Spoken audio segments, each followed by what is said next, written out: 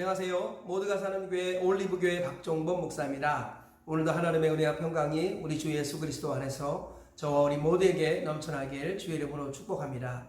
오늘은 미가 5장 7절에서 15절 말씀에 근거해서 야곱의 남은 자와 순종하지 않는 나라라는 제목으로 하나님의 말씀을 전하도록 하겠습니다.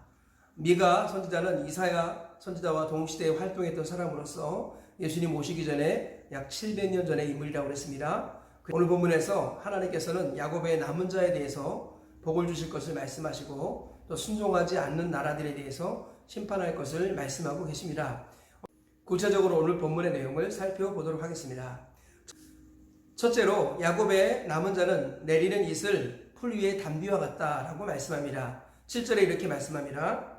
야곱의 남은 자는 많은 백성 가운데 있으리니 그들은 여호와께로부터 내리는 이슬 같고 풀 위에 내리는 단비 같아서 사람을 기다리지 아니하며 인생을 기다리지 아니할 것이며.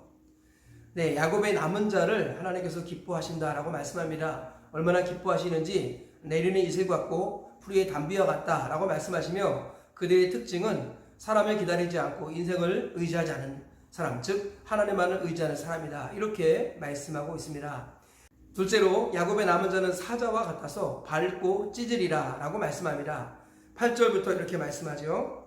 야곱의 남은 자는 여러 나라 가운데 많은 백성 가운데 있으리니 그들은 수풀의 짐승들 중에 사자 같고 양떼 중에 젊은 사자 같아서 만일 그가 지나간 즉 밟고 찢으리니 능히 구원할 자가 없을 것이라. 네, 야곱의 남은 자를 사자와 같이 표현했습니다. 그래서 짓밟고 또 찢을 것이다 이렇게 말씀하십니다. 즉 야곱의 남은 자가 하나님을 대신하는 심판의 도구가 될 것이다 이렇게 말씀하고 있는 것입니다. 셋째로 하나님이 그날에 순종하지 아니하는 나라들을 심판할 것이다 라고 말씀합니다. 10절 이하에 이렇게 말씀합니다. 여호와께서 이르시되 그날에 이르러는 내가 내 군마를 내 가운데서 멸절하며 내 병거를 부수며 내가 또 진노와 분노로 순종하지 아니한 나라에 갚으리라 하셨느니라. 우리 주님께서는 순종하지 아니하는 나라에 대해서 심판할 것인데 언제 하느냐? 그날에 하신다는 것입니다. 이 그날이라는 것은 이미 말씀드렸습니다만 세 가지 의미를 갖고 있습니다.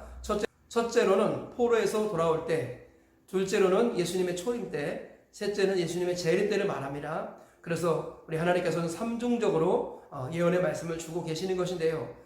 오늘 본문의 문맥상 이렇게 남은 자를 통해서 하나님께서 심판하실 것이다. 누구를 심판하느냐? 하나님께 순종하지 아니하고 군마나 병거를 의지하는 자, 우상 숭배하는 자, 이런 자를 하나님이 심판하실 것이다 이렇게 말씀하고 계십니다.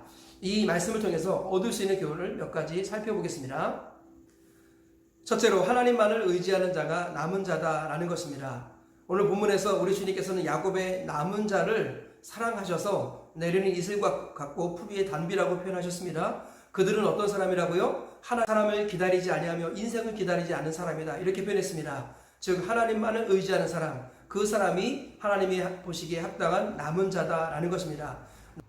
남은 자가 왜 중요하냐면 남은 자는 나중에 교회로 이어집니다. 하나님께서 육의 이스라엘을 폐하시고 남은 자들을 통해서 영의 이스라엘, 즉 교회를 세워가십니다. 그래서 남은 자 사상은 교회와 연결되는 매우 중요한 개념이라는 것을 우리가 잊지 말아야겠습니다. 이 남은 자들이 바벨론의 포로로 끌려가서 다니엘, 그리고 에스라, 느헤미야, 에스겔, 학개, 스가랴 이런 사람들이 전부 다 남은 자들입니다. 이들이 하나님의 나라 구약의 교회를 이루어가고 또 나중에는 신약의 교회를 이루는 초석이 되지요.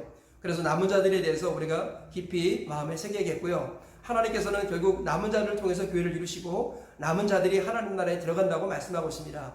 하나님은 남은 자들을 내리는 이슬 그리고 풀 위의 단비처럼 사랑하십니다. 그 남은 자의 특징은 하나님만을 의지하는 사람이다 라는 것을 우리가 이 아침에 다시 한번 기억해야겠습니다. 하나님만을 철저히 의지하셔서 하나님 보시기에 남은 자가 되어서 마지막 날 하나님 나라에 들어가는 거룩한 남은 자로 끝까지 남으시기를 주의 이름으로 축복합니다.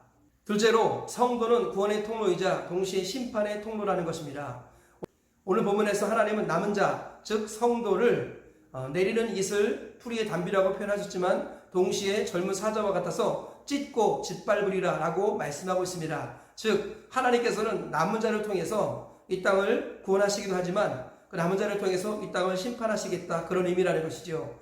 예수님께서도 이렇게 말씀하셨습니다. 너희를 영접하는 것은 나를 영접하는 것이고 나를 영접하는 것은 나를 보내신 아버지를 영접하는 것이다. 너희를 거절할 때 발에 먼지를 떨어버려라. 그러나 한 가지 잊지 말 것은 심판날에 소돔과 고모라가 그 땅보다 견디기 쉬울 것이다 라고 우리 주님이 말씀하셨습니다. 우리 주님의 제자들을 영접하는 것은 천국을 영접하는 것이고 주님의 제자를 거절하는 것은 지옥을 영접하는 것입니다. 사도 바울도 말하기를 우리는 그리스도의 향기라고 말했습니다. 어떤 사람에게는 생명의 향기지만 어떤 사람에게는 사망의 향기가 된다고 말씀합니다.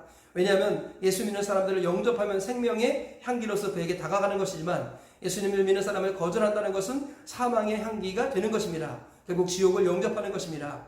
하나님께서는 남은 자를 통해서 이 땅을 구원하시기도 하지만 남은 자를 통해서도 이 땅을 멸하시는 분이시다 라는 것을 우리가 꼭 기억해야겠습니다. 그러므로 성도는 생명의 향기로 주변에 남을 수 있도록 주변에 생명의 향기가 될 수 있도록 깨어서 기도하고 전도해야겠습니다.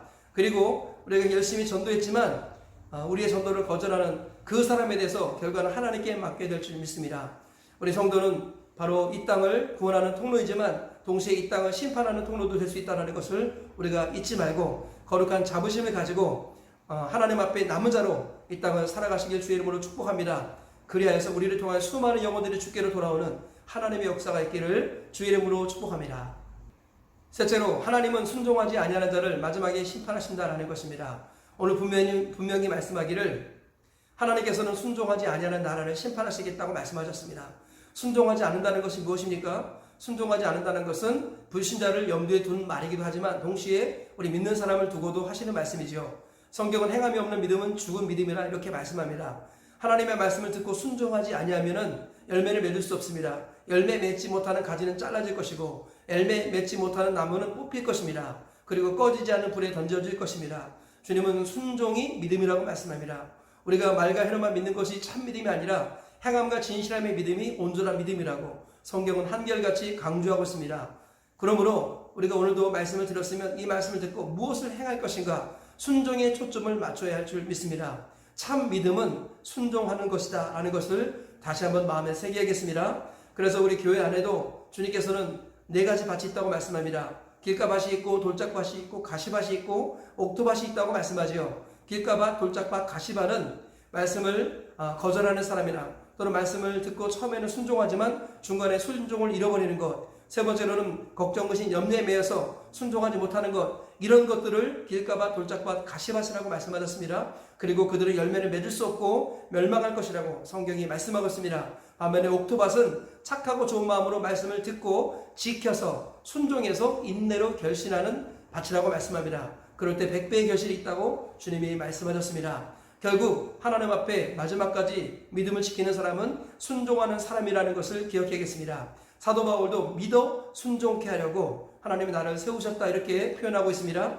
하나님은 믿어서 순종하는 사람, 그 사람이 남은 자요 하나님의 백성이라고 말씀합니다. 이 사실을 꼭 기억하시고 오늘도 한 가지만이라도 내가 할 수 있는 것 또는 내가 해야 하는 것 이 한 가지만이라도 순종하시는 하나님의 사람들 되셔서 마지막 때 들림 받으시는 우리 모두가 되시길 주의 이름으로 축복합니다. 말씀의 결론을 맺겠습니다.